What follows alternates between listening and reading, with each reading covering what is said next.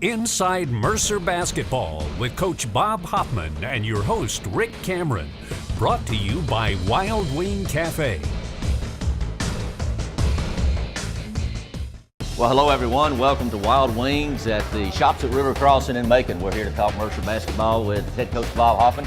Coach, we're about to lock in, or we are locked in, to conference play now, but real quickly before we totally devote our attention to the SoCon, one thing I don't want to get lost in us realizing what a challenging schedule non-conference we had was what a great run that was at that inaugural Savannah Invitational Tournament. We should never forget we were 2 points away from winning that first tournament. Yeah, we had an opportunity late, had the ball, just wasn't able to get the shot go down the night before. It hit a shot against East Carolina, Rion did, to put us in a position to be in the championship game against a really talented Akron team who's won many games since then. I think they're competing at a high level in their league right now. Really like the way that tournament played out, Coach, that our fans got to see a couple of games at our arena before we went to Savannah. Yeah, and I like that format a lot. We're going to try to play in a few more of those. Next year we're in the Virgin Islands again that we were 4 years ago. So that'll be a fun tournament. A lot of great teams will be there, and we're excited about getting to go back. It'll be fun. Give us the overview, Coach. As I said, the remainder of this show we want to spend on SoCon, but give us your overview of how you felt. Obviously, I know you went to win more games. We know the competition was challenging, but kind of wrap your arms around what we accomplished in the non-conference portion. Well, I mean, I'm disappointed where we are. I'm sure our players are, if you'd ask them. Everybody, once you start winning, as we have this last few years and have had a lot of success, you don't want to go backwards. And in my mind, we've lost games, but we haven't gone backwards. We just have been really close, and we haven't finished some contests. And we got a group of guys that are learning to win together. We won a few tight ones early. We've lost some recently. We won one more that we'll talk about later that was close. But I think the overall thought pattern for me is we got to keep getting better. Yeah. I mean, we got to wake up, work hard. That's what we've talked to our guys about. And the word for this week has been forward focus and not past possessed. And you got to move on. You got to get better. You got to get excited about the next opportunity that's in front of you, all the way till you get to the conference tournament. Because we've seen over the years many teams in leagues like ours that may be 500 or above 500 or below 500 that continue to work and continue to believe can find a way to win 3 in a row and get to go to the tournament, or 4 depending on what the situation may be.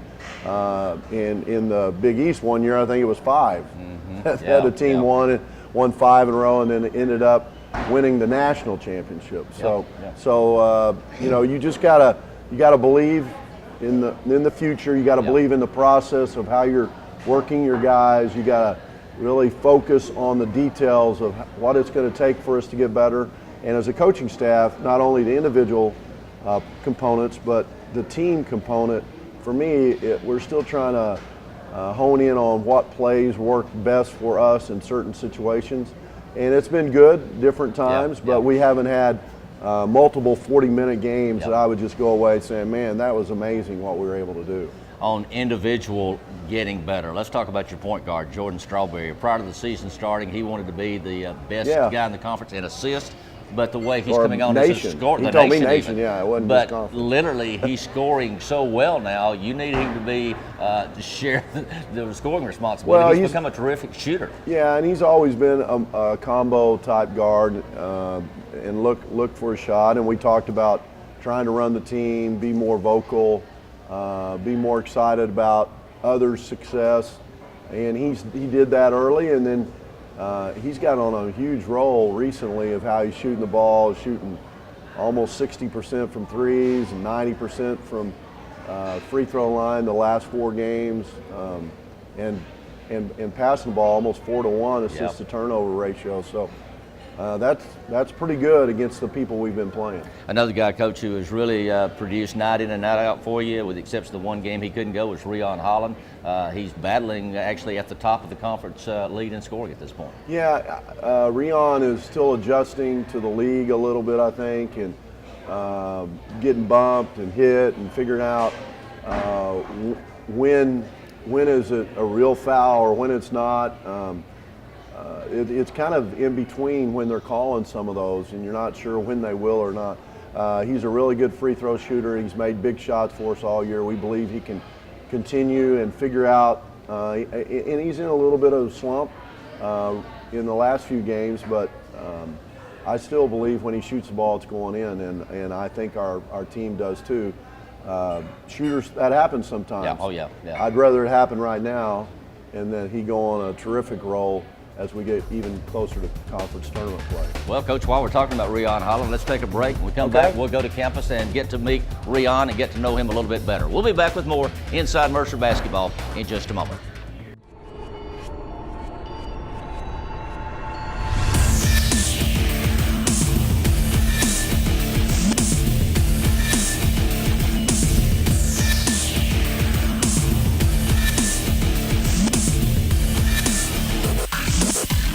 Over 3,000 new cars, over 1,500 used cars.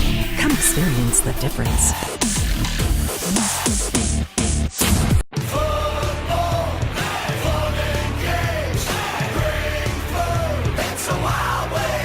So here's the game plan. Rush into the Wild Wing Café and tackle one of our new steakhouse burgers. 100% Angus, 100% great. It's an all-star lineup that can win you tickets to the biggest games of the year. Where? At the Wild Wing. The Wild Wing. The Wild Wing. For over 20 years, Mercer has relied on Forsyth Street Orthopedics. Their team of physicians keeps players on the court. Forsyth Street Orthopedics and Ortho Georgia have merged together into one practice, and we're stronger than ever, with 26 physicians and 5 regional offices. As a graduate of Mercer and a partner of Ortho Georgia, we are proud to sponsor and take care of Mercer athletes. Ortho Georgia, getting better together. Go Bears! Well, we're back now on campus in Hawkins Arena as we continue with our player spotlights. Today, Rion Holland we're going to talk to, our junior guard from Fayetteville, North Carolina. Rion, if you would, allow our folks to get to know you a little bit better. Tell us about your younger years, some of the things you enjoyed before you locked in on basketball. Some of my younger years, we used to have everybody in the neighborhood and the surrounding neighborhoods come to our backyard and play different types of sports. Yeah. We played baseball, kickball, basketball, football, all types of stuff. And I also rode dirt bikes and go-karts a lot when I was You never younger. broke a leg or an arm doing that? Luckily, I haven't. All right, has you continued leading up to your high school days and subsequently your college days, what hobbies did you acquire? What do you enjoy doing when you're not playing sports? Riding anything that has a motor. Yeah. Really. I like motorcycles and dirt bikes. All right, let's make that transition now. A D1 player here at Mercer University, kind of walk us through from your high school days and what followed Wichita State and how you ended up at Mercer. During my high school days, I spent a lot of time in the gym, in school. Basically didn't do much else really. So just working on my craft. I used to drive to Wilmington every Monday to work out with a trainer named Brett Blizzard, who's the all-time leading scorer at UNCW. And my high school coach, Nathan Falk, used to get a lot of work in with the AU team and with the Fayetteville Stars too. Yeah. At what point did you first hear and become interested in Mercer? In my process? JUCO year. Yeah. My JUCO year, I first heard about Mercer being interested in me. Yeah. But when I was at Wichita State and we were in the hotel room, we were actually in the tournament also, and we heard a Mercer team beat Duke. Yeah, So that little game that happened a few years ago did get a lot of attention. All right, as you came in this year and transferred in, I know Coach Hoffman stresses team unity and playing as one. How do you feel like you've been accepted among the team that was already here and becoming an instant starter for this team? I've been accepted with open arms. You know, they came in, they showed me the ropes, and just threw me right in the fire, and it's been pretty well. Yeah, and you have just a natural shot in college basketball. I think few people are born. A lot of folks work hard to get their shot down, but from day one, those of us that have watched you, you just have a natural shot. How have you developed the excellent courtside presence you've got to get up to three, especially? You know, growing up, my dad used to put me in the backyard. He actually used to put a cone and set a rake on top of the cone. Yeah. And have me shoot over the cone. So that developed my arc on my shot, and he always told me stay with your form and keep the same form. So that's translated onto the court pretty well. You know, we probably should not tell Coach Aker about that, because if we do, I'm going to be looking up one evening. We're going to have a rake and a cone out here on the court. Yeah, he definitely might make that happen. All right, playing at Wichita State, you've played against some big-name opponents. So with the very tough non-conference schedule we've had, it probably does not faze you to see a Clemson on Auburn or Florida. You've seen those kind of guys before. Yeah, it doesn't really faze me much. I played against 2 All-Americans every day in practice, so it got me really ready for those big games. Yeah. What do you enjoy most about playing college basketball? What I enjoy most? Yeah. Obviously the wins are good, the points are good, but in general, what gets you going? That's a hard question. You know, I know you enjoy your teammates playing with them, I would imagine. I enjoy hustle plays, really. You know, shots, they're a good thing to have, but defensive plays and like diving on the floor and stuff, that really gets me fired up. With that very tough non-conference schedule we've had, tell us how you think, both individually, you as a player, and as a team, it's preparing us to be successful in Southern Conference play. Obviously the conference is not as tough as the team we've been playing non-conference, so we're just finding some ropes, figuring some things out, and putting some pieces together. So we'll be ready for the conference. All right, tell us about what you're majoring in at Mercer and what you'd like to do one day down the road when you hang the sneakers up. I'm majoring in entrepreneurship, so I would like to open up my own sneaker store. I love sneakers, or maybe a motorcycle shop or something like that. All right. If there's some younger fans out here who see Rion Holland, who's having a great start here at Mercer and wants to one day be a college basketball player, what advice would you give to the youngsters? Don't quit, keep working hard. You know, people always told me I was too small to play at a high level in college basketball, but just keep working and don't stop, and you'll get there. And you'll get there. Sounds great, Rion. Thanks so much. You've been a great addition to our program. We look forward to some great nights ahead the remainder of the season with you as a Mercer Bear. That's it. Thank you. That's Rion Holland. We're going to go back to Wild Wing and talk more with Coach Bob Hoffman when we return on Inside Mercer Basketball. As a business owner, you need to choose the financial direction that's best for you to find a clear path to growth and success. At BB&T, we support businesses of all sizes with personal service and advice, sharing the sound financial knowledge we've gained over more than 140 years so you can move ahead with confidence.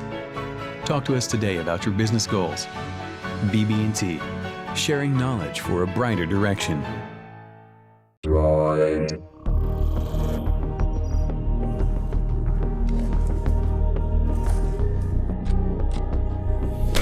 DNA augmentation initiated.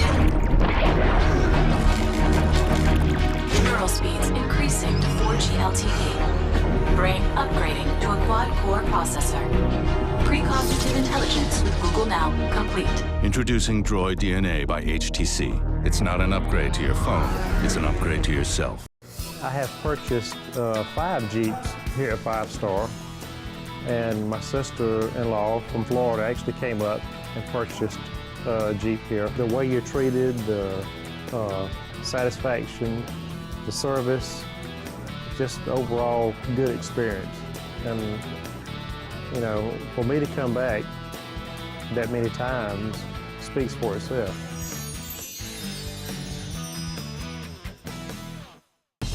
Well, we're back with head coach Bob Hoffman talking Inside Mercer Basketball. All right, Coach, everybody enjoys Throwback Thursday and Throwback this, Throwback that. We're going to have a throwback segment with the head coach. I'm going to throw some... we have a play called Throwback. Oh, yeah? Yeah. Okay. But go ahead. Okay. Well, today, if I'm going to name a description of a player who might it bring to mind, and we're going to let you select that player. All right. Do I get any prizes for this? Yeah, you're going to get a grand prize when this is over. Surprise. Okay. All right, here we go. The player who improved the most during his career of the past 9 years at Mercer. Who improved the most? I'd say Darius Moten. Darius Moten. Tell us a little bit about that. Well, Darius came on his own on an academic scholarship to be an engineering major at Mercer University, unrecruited, and ended up being an all-conference player and playing professional basketball. So to me, that might be almost as good a story as you get. Absolutely. I mean, just amazing what he did. Got his engineering degree. Yep.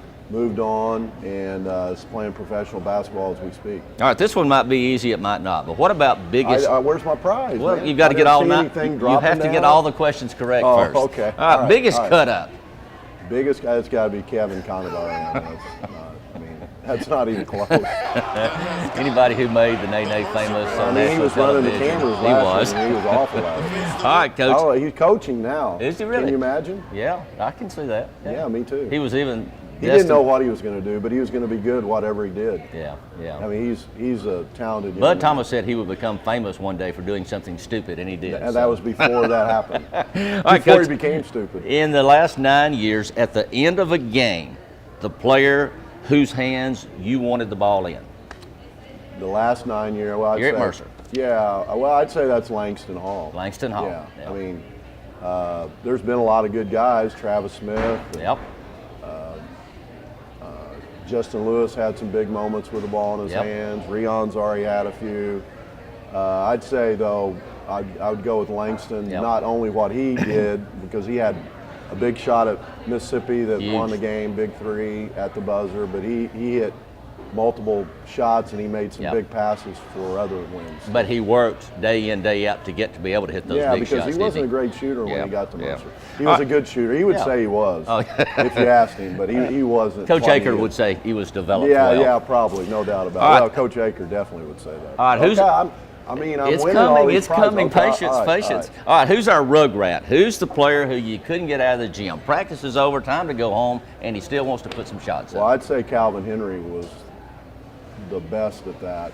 James Florence was pretty good too, and he would have been another guy you'd want the ball in his hands at the end of clocks. He was special, still playing overseas, making big time money. But Calvin Henry worked harder than anybody, and he actually set the tone for the rest of our guys on work habits at the beginning when I first got here. Okay. And he got hurt in the middle of the season at yeah. Belmont when we were up and lost in overtime the first time we played at Belmont. You didn't even remember that. I did remember that very well. I could have told you which gym it was at, Coach. What gym was it in? It was the one you just said, Belmont. All right, who? I mean, how hard was that? I just said we were playing at Belmont. All right, who was the fan favorite? Fan favorite. When you put teams on the floor, who did the fans seem to adhere to the most? Well, I think Stephon Jelks is definitely one of them. Yeah, I mean, I agree with that. He's definitely one. Kevin was another one. Yeah. I mean, that would probably be the two I'd think of off the top of my head. There's somebody I'm missing, but I'm not. Who would you say? I'd say, I think you nailed it with Stephon. Yeah. What about a player from the minute you saw him on the team, you just thought in your mind, one day he would make a great head coach? Oh, that's Langston. Okay. Definitely. Okay. Right. And Jake Collin probably would be second in that, and he's already helped win a national championship on a D3 level, and they're really playing good at the Division II program in USC Aiken right now. You take great pride in making sure this team eats wholesome food on the road. Not really. What player could eat the most? Kevin's definitely one of those guys. Chris Smith was pretty amazing in what he could eat. I've got two more to throw out there. Mark Hall was also a big small. eater. Mark Hall was a big eater. But I'd say Monty Brown, and then if you throw Daniel Corsi in there and donuts, then he would definitely crush more. I know I promised him one night that if we beat, because we stayed right across from Krispy Kreme donuts, actually the original one, that I told them if we won the game that we'd get as many donuts as they wanted to eat, and I think he almost made himself sick. I could appreciate that. What about Danny Emerson and E.J. Kushner? Would you not throw them in? Well, they ate more at Atroscaria than I've ever seen. There you go. In L.A. Till they made themselves sick. We played Loyola Marymount and played UCLA on a trip, and we had some big wins that year, beat Alabama and Auburn on the road, and it was pretty amazing. I think Elvis would be one that eats a lot. He's in here. But EJ, he got sick that night. He did. He almost couldn't play. He couldn't. He almost had to couldn't play run off the ate, bus. Because if you don't know what churrascaria is, they bring skewers and they keep cutting meat and you keep eating it and there's no stopping. Yeah. That's not. Yeah. That's not a good thing. Yeah. All right, we've got time. I love it though. We've got time for one more, Coach. I'm gonna get selfish here. You make me hungry. I'm gonna get selfish. You know, I'm not gonna be around forever. We're not gonna have any more questions for next week. Which one of your players should be the next voice of the Bears and do your broadcast for you? Well, I think the only one that's had any experience so far would be Kevin, because he did the TV part of it last year. I'm sure there's some that would imitate you. It wouldn't take They much. imitate me all the time when I'm not watching. We have had some characters, Coach, and got to. But Jake Gollin can talk as long about anything as you want to see, for sure. Absolutely. All right, we've got more Mercer basketball to talk. When we come back, we're going to get you ready for SoCon play. I still haven't got no prize. It's coming. It's coming. We'll be back with Coach's prize and more on Inside Mercer Basketball.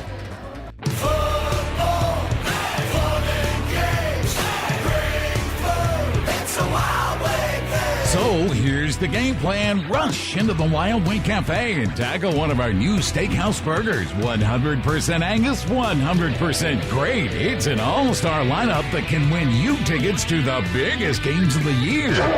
Where?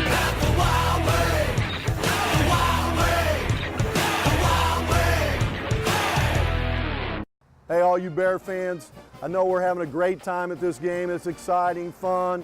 We're getting after it. If you want to have a good time after this game, you need to go over to Margaritas in Mercer Village. They have amazing Mexican food and they're going to take care of you. All kinds of specials. You can find what you want. Look at my body, it's working good for me. Come on over and check them out at Mercer Village, Margaritas.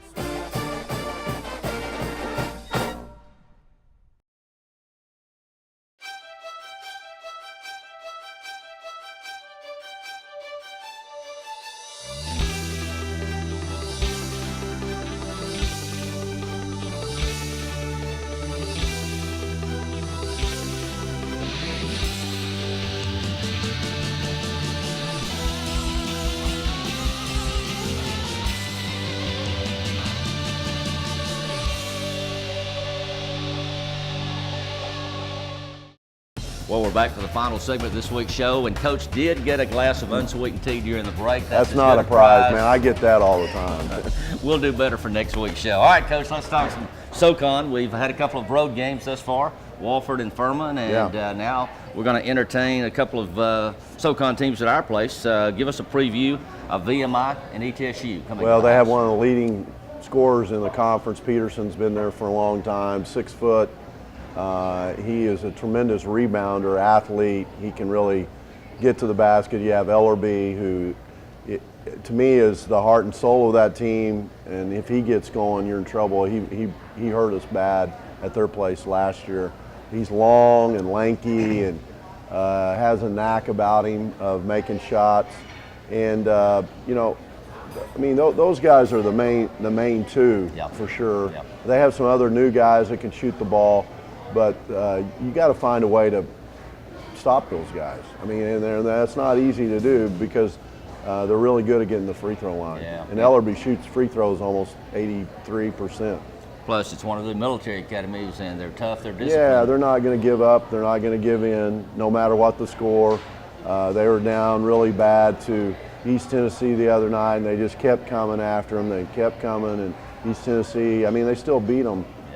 Pretty soundly, but it was not like they gave in or they were going to the bus. They were playing the whole 40 minutes. And speaking of East Tennessee State, they'll come in on Saturday, and they may have as many athletes as any basketball team around. Yeah, I think they're the deepest team in the league. I think Chattanooga has maybe the best starting five, but East Tennessee's right there, and I think all kinds of teams can win. As Greensboro was able to beat Chattanooga at home, I think there's going to be multiple wins like that for other teams in the league other than those top two teams. And once you get on a neutral floor, who knows what can happen when we get to March. But East Tennessee Cromer's just like playing at a high level. He played great in that game. He's hitting threes, driving the basket, getting alley-oop dunks. And they've got bigs and they got guards. And one of the guys I think is really developing playing good for them is Bradford. He's running the team, facilitating the team.